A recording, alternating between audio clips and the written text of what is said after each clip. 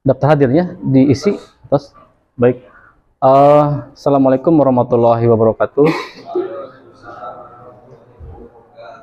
Bapak dan Ibu yang saya hormati, mohon maaf waktunya sebentar mengganggu.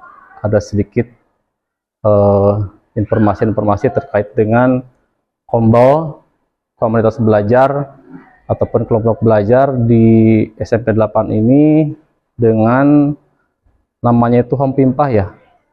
Home Pimpah. Banyak sekali filosofi dari Home Pimpah itu tersebut.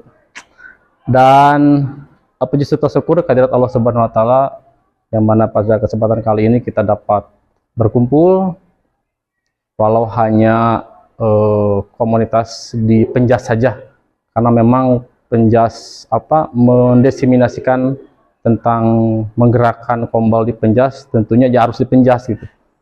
Dan untuk mengefektifkan waktu,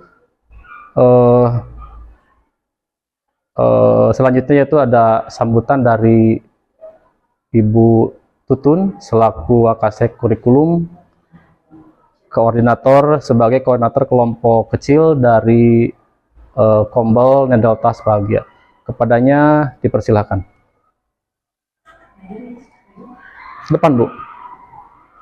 Ya, terima kasih Pak Agus sebagai ketua ya Komunitas Penjas Tasikmalaya. Assalamualaikum warahmatullahi wabarakatuh. Waalaikumsalam warahmatullahi wabarakatuh. Hari ini Bapak-Bapak bisa menyelenggarakan kegiatan yang diminta oleh Bapak Kepala Sekolah itu untuk dilaksanakan secara rutin seminggu sekali. Ya. Jadi mulai hari ini mungkin dan selanjutnya jadwalnya pindah. Kalau semula yang saya terima itu jadwalnya di Jumat. Di Jumat, iya. Jadi nanti saya harus konfirmasi ke Bapak jadwalnya diganti hari Senin karena nanti takutnya Bapak ingin hadir di kombal ini karena beliau berkeliling untuk kombal. Jadi Bapak-bapak seperti yang sudah diketahui sebelumnya bahwa sekolah kita ada 12 kelompok belajar, itu terdiri dari 11 mapel plus 1 TK dengan jadwal masing-masing.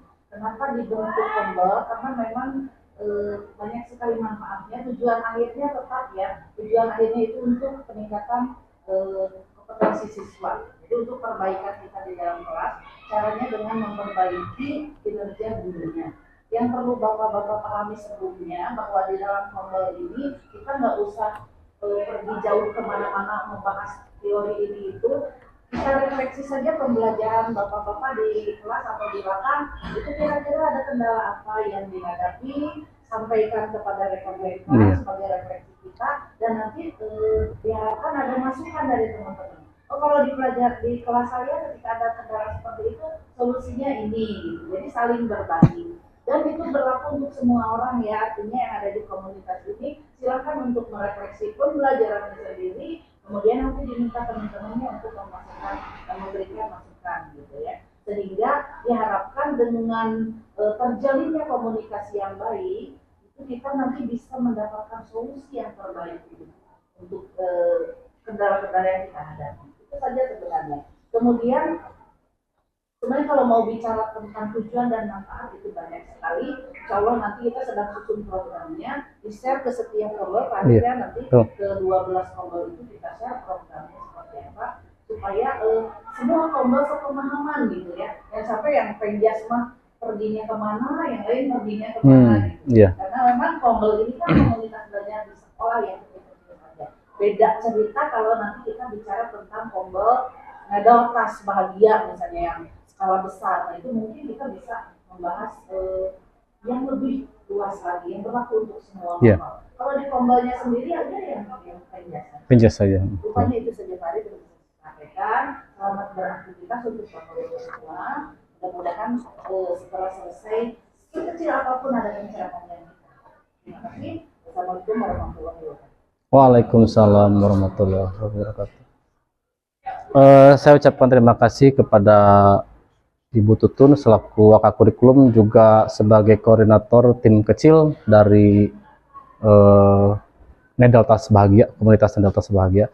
Dan silakan kalau ada sesuatu hal yang perlu dicicipi ada sedikit Arif Abdul sambil ini ya. Iya, mari Bu. di kartun gitu. Siap. Makasih Bu. Ya.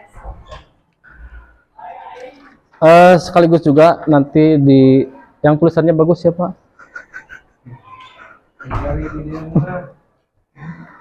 Nanti bikin resume. Baik ya. Sip. Siap, kita mulai ya.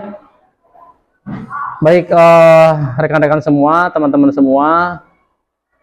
Saya tidak tidak merasa, kalau bahasa Sundanya pematahan ngojain namari, enggak lah. Kita berbagi, kita sharing, terus lagi kita tukar pendapat, diskusi terkait dengan pembelajaran yang kita lakukan selama bisa jadi 1 minggu ke belakang, 1 bulan ke belakang, atau 1 tahun ke belakang. Karena Kombel ini sekarang baru dibentuk. Nah, sehingga hal-hal yang terjadi pada saat pembelajaran yang kita lakukan di kelas, utamanya ada yang menemukan sesuatu permasalahan yang kita ungkapkan bareng-bareng di sini. Nah, cuman ada suatu hal yang mungkin nanti boleh aja langsung bisa dikoreksi bareng-bareng. Saya merangkum melihat dari kelas pembelajaran kelas 7, kelas 8, kelas 9. Nah, ini adanya tingkat kebugaran. Nah, di samping hal tingkat kebugaran, ada juga keterampilan-keterampilan lain yang tentunya harus termotivasi lah dari diri anak tersebut.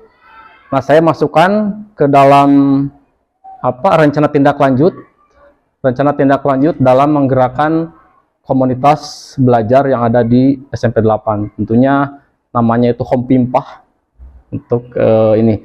Dan program yang program yang saya gulirkan, program yang mungkin kita bahas bareng-bareng juga kita gulirkan, adanya program literasi fisik. Apa itu literasi fisik? Kita bareng-bareng aja, nanti kita bahas. Nah, di dalamnya kenapa saya munculkan gambar-gambar seperti ini? Karena yang namanya literasi fisik itu dengan melihat berbagai kegiatan-kegiatan ataupun fasilitas di sekolah, bisa dengan melakukan gerakan zigzag, kekuatan, atau squat thrust, angkat paha, standing broad jump, ataupun angkat tubuh. Nah, gerakan-gerakan ini tentunya dapat meningkatkan kemampuan dari kebugaran jasmani peserta didik. Nah, kenapa diambil program literasi fisik ini? Nah, ini latar belakangnya. Literasi fisik adalah kemampuan manusia yang fundamental, yang dasar dan berharga, yang mencakup motivasi, kepercayaan diri, kompetensi fisik, pengetahuan, dan pemahaman untuk menghargai dan bertanggung jawab atas keterlibatan dalam aktivitas fisik seumur hidup. Nah, artinya dari pengertian ini, kemampuan manusia yang paling mendasar, dan memang kemampuan-kemampuan tersebut tentunya banyak sekali, tidak hanya dari fisik saja. Kemampuan kognitifnya juga tentunya harus dikembangkan gitu ya, termasuk motivasi, kepercayaan diri, pengetahuan, pemahaman. Nah, menurut Rutter dan kawan-kawan, pada tahun 2010 ini literasi fisik ada 4 komponen yang saling terkait ya, yaitu motivasi, keyakinan fisik, kognitif, dan perilaku. Dan tentunya 4 komponen ini saling keterhubungan satu sama lain dalam menumbuhkan atau meningkatkan kemampuan fisiknya. Nah, pengambilan program ini dilatar belakangi karena tingkat kebugaran jasmani peserta didik. Nah, pada minggu ke belakang, bulan ke belakang, tahun ke belakang, semakin berkurang dan mudah lelah. Dan juga rapot mutu sekolah bagian literasi yang berwarna kuning pada bulan-bulan yang lalu. Nah, kita mendapatkan rapot literasinya berwarna kuning, artinya harus ada peningkatan. Jadi peningkatan literasi itu tidak hanya membaca buku, memahami sebuah buku, memahami atau membaca gambar pun itu bisa dikatakan literasi. Nah, ini yang latar belakangnya adanya program literasi fisik ini. Jadi tingkat kebugaran jasmani peserta didik semakin berkurang. mudah lelah, ya otomatis kalau mudah lelah, motivasi anak pun akan berkurang, ream, males. Apalagi kalau dibarengi dengan adanya halangan, menstruasi perempuan, nggak bawa baju olahraga, panas, kondisi alam, ataupun sarana prasarana yang kurang lengkap, dan itu memang menjadi sebuah satu kesatuan yang melatar belakangi peserta didik tidak akan mengikuti gerakan yang ada di sekolah ini. Manfaatnya, adanya literasi fisik ini memperkaya kemampuan gerak fisik, ya, mengoptimalkan kinerja fisik dan otak karena sering digunakan untuk kegiatan membaca dan bergerak, memperluas wawasan dan memperoleh informasi baru. Kemampuan interpersonal seseorang akan semakin membaik. Nah, artinya pada saat siswa itu misalkan gini, saya membawa sebuah gambar, contoh halnya misalkan gini, pada saat saya membawa gambar itu saya seperti ini kan, ke siswa, gambar apakah ini? Nah, pada saat itu siswa akan berpikir, oh itu ternyata lagi bermain, gambar sedang bermain permainan tradisional. Dia akan mengolah kemampuan kognitifnya, akan membaca gambar tersebut, sehingga dia bisa mempresentasikan. Nah, setelah mempresentasikan dengan melihat gambar ini, membaca gambar ini, yuk kita praktekkan bareng-bareng. Nah itu, jadi kita bisa langsung kognitifnya kena, keterampilan juga kena. Nah itu kita manfaat dari literasi fisik ini. Tujuannya, kenapa diambilnya tentang literasi fisik ini? Tujuannya itu mengoptimalkan kinerja fisik dan kemampuan otak dengan kegiatan membaca dan bergerak melalui program literasi fisik. Durasi waktunya 1 minggu. Saya memprogramkan perkiraan saja kita gunakan 1 minggu atau 1 pekan saja. Target populasi peserta didik kelas 7, 8, dan 9. Nah ini tujuannya, waktunya 1 minggu, kita berembuk bareng-bareng, tepatnya di minggu keberapa, bulan keberapa, nah kita bareng-bareng saja, ya. Nah itu, terus lagi untuk struktur program dan capaian indikator. Dan untuk struktur programnya ini, kegiatan dilaksanakan dengan langkah-langkah sama dalam pembelajaran. Kita gunakan program literasi fisik ini dalam intrakurikuler, dalam pembelajaran, dalam KBM, hampir sama. Kita kan belajar ada pendahuluannya, ada intinya, dan juga ada penutup. Kita coba dalam 1 pekan ini, 1 minggu ini, hari Senin misalkan, kita fokus pada daya tahan kardiovaskuler. Apa saja gerakan kardiovaskuler? Banyak kan? Coba. Lari misalkan ya. Lari berapa keliling? Gitu ya. Atau misalkan masuk ke dalam permainan. Kita kasih beberapa menit dalam permainan entah itu tradisional lah, mau sepak bola lah, gitu ya, boleh nggak? Atau ada yang lain, silakan, bebas, kita diskusi saja. Kita difokus di Senin itu daya tahan kardiovaskuler, bisa seperti itu ya. Selasa, kemampuan tahanan dengan kekuatan. Jadi pada saat siswa itu melakukan gerakan-gerakan kekuatan. Untuk permainan bisa nggak? Bisa. Nah, untuk daya tahan kardiovaskuler, misalkan basket, kita lakukan misalkan berapa menit? 10 misalkannya, 10 menit, 20 menit. Bisa di hari Senin misalkan kita fokus ke kardiovaskuler. Ya, banyaklah. Iya. Bisa menggali lah gitu, bisa mengeksplorasi permainan-permainan yang ada di daya tahan kardiovaskuler. Nah, kita bareng-bareng saja, tepatnya di kelas 7 mau permainan apa nih? Kelas 8 mau apa? Kelas 9 mau apa? Untuk Selasa, kemampuan kekuatan misalkan ada alat yang tersedia. Nah, ada kan angkat tubuhnya, angkat tubuh ada di sana. Terus lagi bisa dengan sirkuit training. bisa ada kekuatan sit up, push up, leg up yang seperti itu ya. Banyak variasi-variasi yang itu bisa. Untuk hari Rabu, olahraga rekreasi dengan permainan tradisional atau fokus pada kelincahan.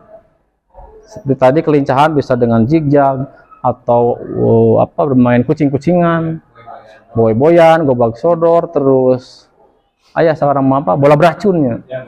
Nah, bola beracun, hati-hati kena racun. Racun tikus, racun keong racun bisa jadi itu. Ya, bahaya itu. Hari Kamis fokus pada aktivitas kecepatan.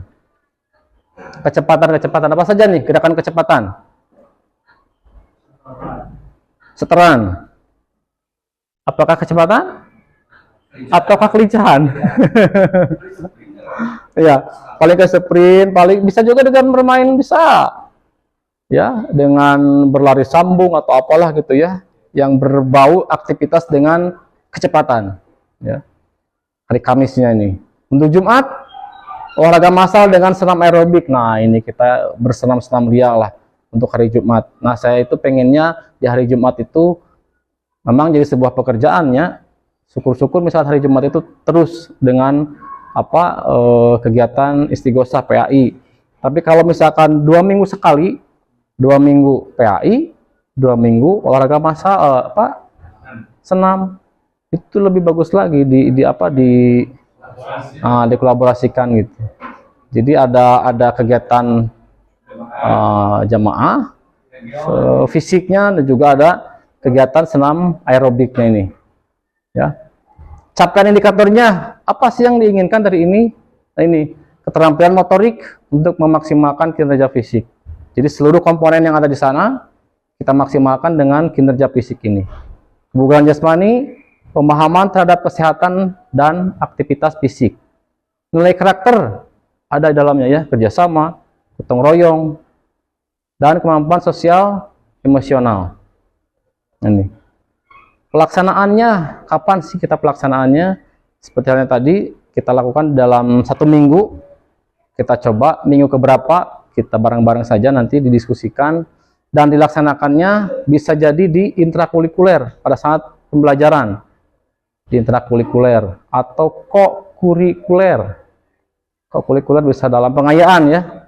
Kokurikuler dan ekstrakurikuler. Ekstrakurikuler misalkan pada saat pemanasan atau misalkan mau melatih kelincahan, ya kita gunakanlah literasi fisik ini dengan memberikan sebuah gambar apakah ini, atau gambar yang ada di lapang tersedia, boleh kita gunakan sarana prasarana yang ada. Dan kegiatan ini dilaksanakan pada saat pelajaran olahraga atau di saat waktu istirahat. Dan waktu istirahat ini memang anak-anak itu harusnya maksimalkan untuk istirahat, tapi apa boleh buat, karena memang si anak-anak mah hayangna teh bergerak gitu ya di saat waktu istirahat itu. Dan waktu-waktu tertentu sesuai kesepakatan bersama. Ya, sepakati aja kebersamaan untuk waktu yang ditentukannya. Dan memang harusnya itu ada pemasangan gambar-gambar di banner ini di sudut kelas atau di lorong, dan juga simbol-simbol gambar di lapangan, sehingga lebih banyak lagi simbol di lapangan itu, tidak hanya beberapa gambar saja. Kita bikin gambar simbol-simbol untuk kegiatan olahraga sehingga kita tidak usah membuat media gambar berulang-ulang lah gitu. Tersedia di lapangan cukup gitu ya. Nah, pada saat ada tantangan, misalkan ini juga bisa dilakukan kompetisi, dibuat tantangan. Contoh halnya misalkan si anak dia dari teman nih, tantangan dari teman dan guru. Peserta didik bersiap untuk melakukan gerakan yang ada di gambar tersebut. Nah, kita perlihatkan gambarnya, kita bikin tantangan kelompok A, B, C misalkan. Siapa yang cepat, dia bisa mengutarakan dan dapat mempraktekkan. Nah, itu bisa dibuat sebuah tantangan juga. Dan memang harus ada yang mempraktikkan, tentunya guru olahraga atau guru PJOK yang dapat melihat pergerakan si anak tersebut.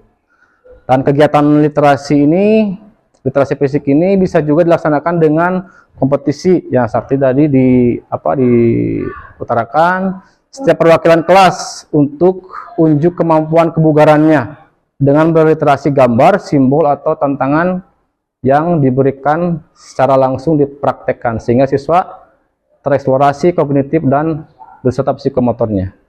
Nah, contohnya ini, misalkan kita bikin gambar, beberapa gambar seperti ini, kita bikin di sudut-sudut, dan mereka tentunya ada juga yang tahu gambar ini gerakannya seperti ini. Ada juga mereka yang belum tahu, ya kita kasih gambar-gambar yang tentunya dapat memberikan pengetahuan, pemahaman terhadap sebuah keterampilan. Nah, contohnya seperti ini, dikasih oleh temannya gambar dan mereka dapat melakukan gerakan-gerakan yang yang diperlihatkan dalam gambar ini, ya, dan bisa dipraktekkan. Ini contohnya ada angkat tubuh, dan banner-banner ini di gambar-gambar ini bisa dibaca. Nah, ini oleh anak. Nah, ini juga ada gambar sepak bola. Dia dapat mempraktekkan gambar sepak bola piraku gitu ya. Gambar sepak bola bisa najong-najong acan. Bola voli, ini juga ada gambar bola voli, mereka dapat mempraktekkan. Nah, ini harusnya video ya. Ini harusnya video, dan gerakan-gerakan video ini dapat memberikan sebuah gambaran terkait dengan literasi fisik ini ya. Nah, potensi atau tantangan dan solusi. Tantangannya, perbedaan minat siswa yang beragam. Contohnya misalkan kelas A, di kelas A tentunya beragam kan, keinginan siswa itu pengen main ini, pengen main itu. Nah, itu menjadi tantangan karena perbedaan minat siswa yang beragam, beraneka ragam. Dan kita memang harus bisa menjadwalkan atau dapat menggiring siswa tersebut untuk minggu ini atau untuk jam menit kesekian kita ke permainan ini, kita ke permainan ini, kita ke permainan ini, sehingga keberagaman tersebut dapat teratasi lah ya. Dan ini solusinya memfasilitasi minat siswa dengan berbagai bentuk kegiatan sesuai kemampuan, dan kemampuan-kemampuan si siswa tersebut ya kita fasilitasi sesuai dengan kemampuan. Contohnya misalkan menendang bola atau melempar bola, ya melempar bola ada yang mungkin bisa mampu sekian meter normalnya, ada yang nggak mampu, ya kita dikasih jarak lah, diperpendek gitu ya, jarak lemparannya ataupun jarak tendangannya. Dan waktu pelaksanaan tantangannya nih agak bingung juga, bagaimana nih waktu pelaksanaannya. Dan solusinya, optimalkanlah waktu kegiatan di materi kebugaran saat istirahat atau kegiatan ekstrakurikuler. Kalaupun misalkan dalam intrakurikuler kita kurang kurang tersampaikan, kurang tergali, kurang tereksplorasi, ya kurang optimal, ya kita bisa juga di saat istirahat si anak tersebut atau dalam kegiatan ekstrakurikuler kita bisa memberikan materi-materi tentang literasi fisik ini ya. Nah, itu terkait dengan kemitraan atau keterlibatan komunitas, apa saja sih yang terlibat dalam komunitas ataupun Kombau Hompimpah di MGMP atau komunitas Nedeltas ini. Nah, adanya modal manusia pasti terlibat ya.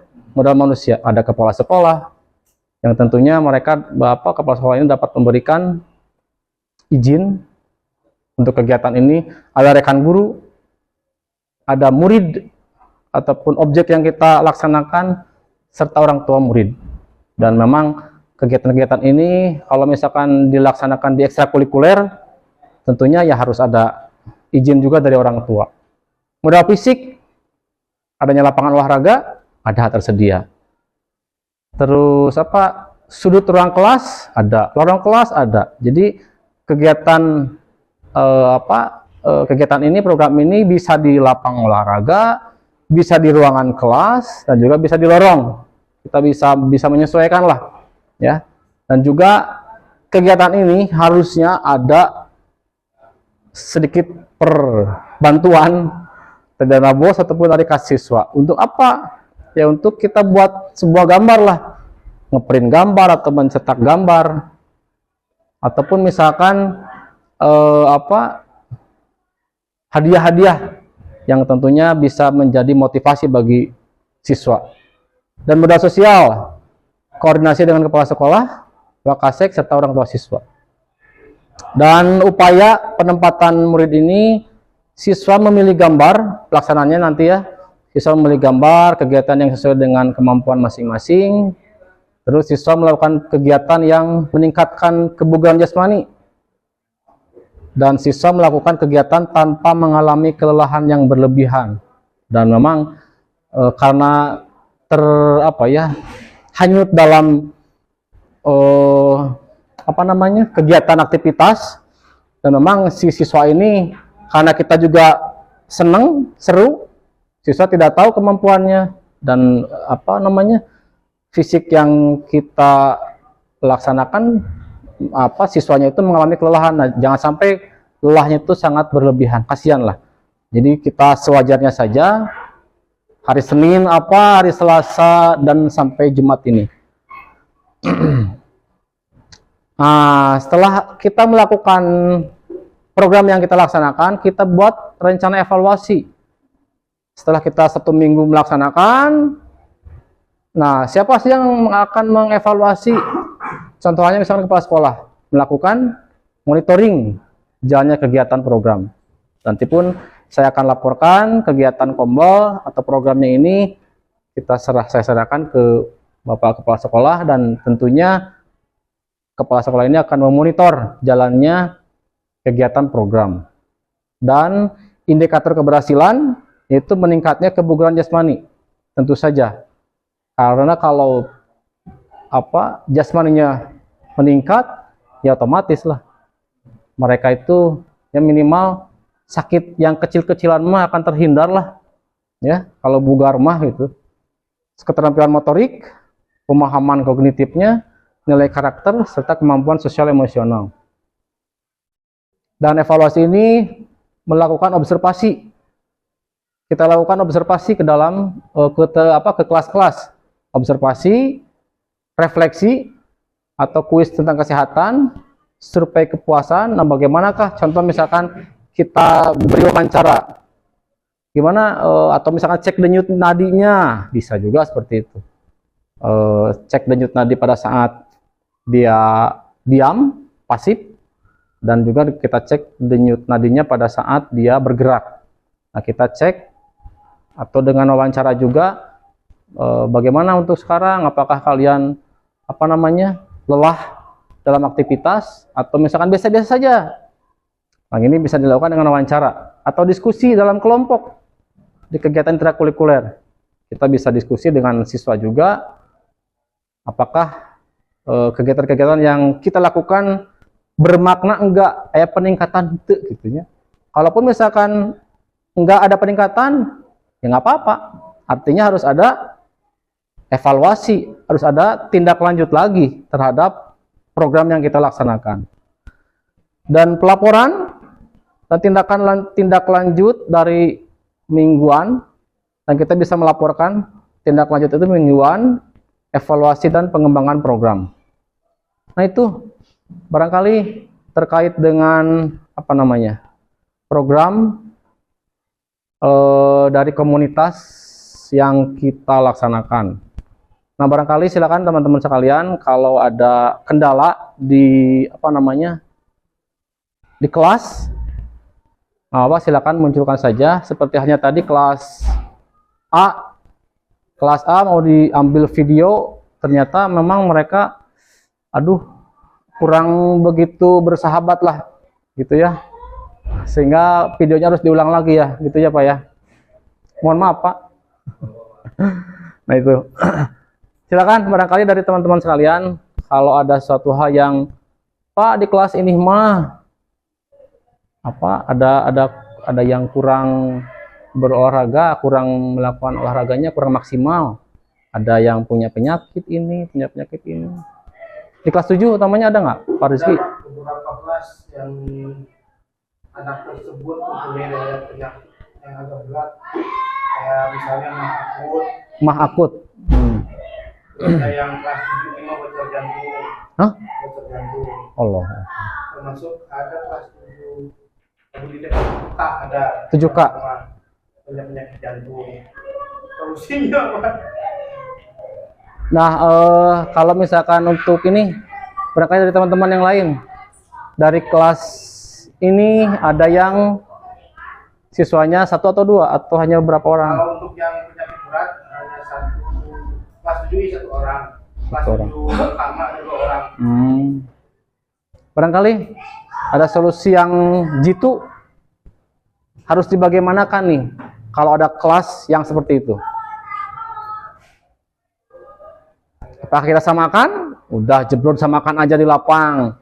Terkait dia pingsan atau apa ya terserah lah aja. Gimana? Kalau menurut saya Pak dibedakan porsinya, tapi anak tersebut bisa mengikuti apa yang namanya aktivitas gerak gitu Pak. Cuman memang porsinya itu dibedakan dengan anak-anak yang normal.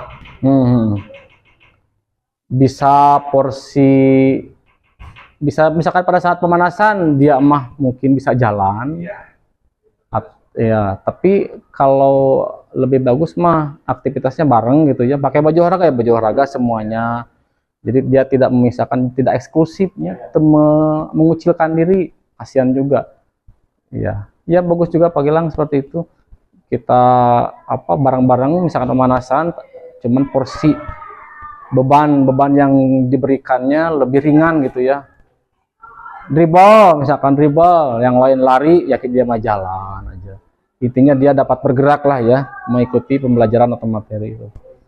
Tapi kalaupun misalkan ya kita kasih tahu juga ke anak tersebut, kalau merasa dia tanda-tandanya sudah mulai muncul ya segera beristirahat gitu ya. Kasihan. Ya repot juga kan kalau misalkan pingsan gitu. Kelas 7, berarti sekitar 3 orang ya? 3 orang yang punya penyakit riwayat berat. Pada saat kemarin renang ikut? Renang sementara tidak diizinkan. Hanya sebatas untuk mengikuti materinya saja. Datang ke kolam tapi tidak ikut berenang. Supaya materinya tetap dapat. Iya. Bagus itulah. Kelas 8, barangkali ada ini. Kelas 8. Saya Pak. Siap. Terkait ini Pak, pembagian materi di kelas 8. Itu kan ada sekarang kan ada beberapa materi yang diusulkan di pembayaran inflasi. Pembagian per minggunya gitu Pak. Per minggunya. Jadi biar tidak saling berbenturan gitu sama Iya. kelas yang lain. Nah itu. Dan memang karena kelas kita ini gurunya banyak, guru PJOK-nya banyak, sehingga kita harus berunding gitu. Untuk minggu sekarang apa sih kita ini harus olahraganya, contohnya misalkan Pak Dani di kebugaran, lari, Pak Rizky di atletik, jadi tidak bentrok semuanya di tengah lapang. Dan memang harusnya sih harus terprogram dan ya sebaiknya seperti itu terprogram dan kita lebih ke diskusi aja lah, lebih tepatnya kita mau apa nih minggu sekarang dan memang kalaupun misalkan hanya pada saat itu minggu ini atau pada saat di tempat di lokasi di sekolah saja, dan harus awal-awal gitu sebelumnya harus terjadwalkan. Nah itu bagus juga lah, nanti kita jadwalkan bareng-bareng untuk minggu ini. Misalkan saya di kelas 8 permainan invasi bola besar misalkan di tengah lapang, Pak Gilang misalkan di sama. Dan memang nggak inilah, walaupun misalkan ada yang bentrok 2 kelas itu mungkin bisa diatasi juga gitu ya, kita bisa dibikin kompetisi lah, digabungkan. Tapi kalau misalkan 3 ataupun 4 kelas, dan repot juga. Nah pada saat PKG saya bukan terharu merasa penyesalan diri lah pada saat PKG di Bogor kemarin. Saya membuat sebuah video terus ditayangkan di sana, dilihat dan ada tabel penilaiannya. Menit sekian saya melakukan apa, apakah saya melakukan aktivitas, siswanya bisa bergerak, apakah dia menunggu, apakah dia itu hanya sebatas apa ya? Ada empat kategori. Ternyata pas saya direkap menit ke sini, menit sekian, videonya itu menit segini, truk langsung dilihat, oh seperti ini anak-anak, banyak di area menunggu. Pada saat pembelajaran ini, misalkan kita bikin dribbling, karena memang kita juga terbatas juga alat-alat yang ada tersedia di sekolah. Anak itu kan berbaris ya, berbanjar. Nah, yang bergerak itu misalkan ada 5 bola, ya 5 orang bergeraknya. Harusnya dapat bergerak itu sebagian besar harus bergerak si anak tersebut. Nah itu, saya juga merasa menyesal. Oh ternyata pembelajaran yang saya lakukan ternyata masih banyak kekurangannya. Kalau dilihat dari video keseluruhan terus diuraikan kegiatan yang dilakukannya, nah itu. Dan memang saya juga perlu menyampaikan gitu kan terkait dengan hal itu tuh. Ternyata banyak loh. Nanti juga didiseminasi untuk PKG ini ada terkait dengan analisis video yang dilakukan Bapak Ibu Guru nanti. Bikin video pembelajaran misalkan, sudah bikin video pembelajaran, sok analisis gerakan apa saja sih di dalamnya itu, di dalam video tersebut. Nah, itu. Ternyata hampir semua peserta PKG ini ya seperti itu. Tapi tidak menutup kemungkinan sih lah, karena mungkin beberapa puluh menit kita banyak menunggu anak-anaknya itu, tapi selanjutnya ya kita ke dalam game, permainan kan otomatis terlibat semua gitu, terlibat anak-anak semua dalam permainan. Nah, itu. Jadi yang kita harapkan keterlibatan anak dalam pembelajaran ya semuanya aktif, nggak ada yang diam gitu. Apalagi misalkan siswa-siswinya nggak pakai baju olahraga atau setengah-setengah baju olahraganya, dan itu memang jadi sebuah tantangan lah. Saya juga merasa pembelajaran yang saya lakukan banyak sekali kekurangan. Perlu sharing, perlu ngobrol-ngobrol, diskusi terkait pembelajaran yang dilakukan.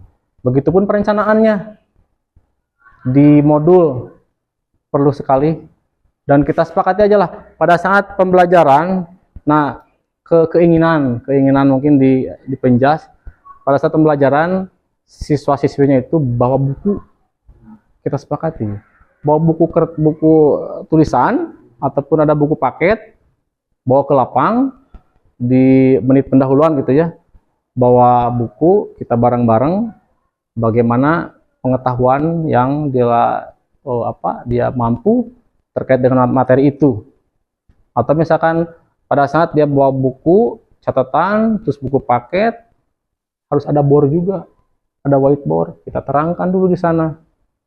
Jadi nggak nerangkan di kelas, di lapang saja nerangkan. Kalau ada yang tampil 3 orang, ya kita tiga board lah, 3 whiteboard itu. Kita carilah whiteboard yang di belakang, sugan masih ayaknya gitu, masih ada. Nah itu, jadi ungkap dulu kemampuannya, materi-materinya. Setelah mereka mengungkap, kita kan tahu, materi yang akan kita sampaikan ternyata sampai di sana loh kemampuannya. Bisa nggak kita praktekkan gitu? Dengan kemampuan seperti itu bisa nggak mempraktekkan? Karena yang namanya anak-anak atau siswa itu ada yang kemampuannya dia jago dalam mengungkap, mempresentasikan kemampuan verbalnya. Ada yang mungkin dia jago di psikomotornya, dia nggak bisa mengungkap, ya dijago juga dalam gerakannya psikomotornya. Tidak ada yang seperti itu. Jadi kita bisa tahu, oh dia mah nggak mampu nih mempresentasikan dengan bahasa, dengan lisan. Ternyata pas pada saat praktek dia jago juga, bisa juga. Ada juga seperti itu. Dan penilaiannya juga kita kan